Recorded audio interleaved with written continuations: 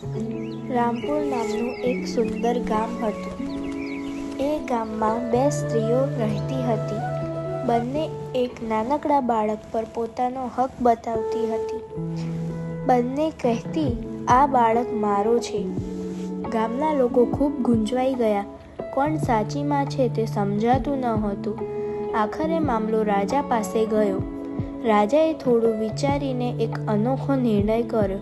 તેમણે કહ્યું, બાળકને 2 ભાગમાં વહેંચી દઈએ અને બંનેને અડધો અડધો ટુકડો આપીએ.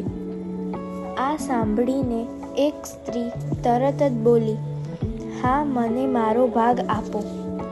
પણ બીજી સ્ત્રીના આંખોમાં આંસુ આવી ગયા. તે રડતા રડતા બોલી, ના, બાળકને કાપશો નહીં. તે જીવતો રહે એ માટે તેને બીજી સ્ત્રીને આપી દો. મને કંઈ નથી જોઈએ. રાજા તરત જ સમજી ગયો કે સાચી માં કોણ છે. તેણે બાળક બીજી સ્ત્રી પાસેથી લઈને રડતી સ્ત્રીને આપી દીધો અને કહ્યું, આ જ સાચી માં છે, કારણ કે સાચી માં પોતાના બાળકનું દુઃખ સહન કરી શકતી નથી.